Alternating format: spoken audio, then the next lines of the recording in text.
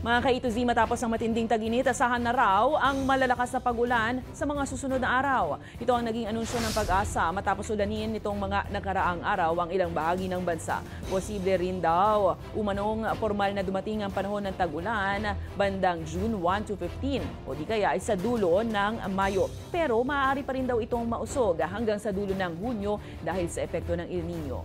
Ayon pa sa Weather Bureau, paunang senyales na papalapit na ang tag-ulan ang ilang manakanakang localized thunderstorms at rain showers.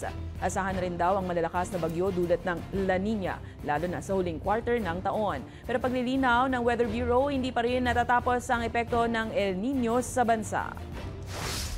At dito sa Metro Manila, asahan po natin na ngayon na sa may danger level pa dito po sa may parte ng Pasig City sa Metro Manila, pero sa susunod na mga araw ay possible na po na unti-unti nang bababa yung ating heat index.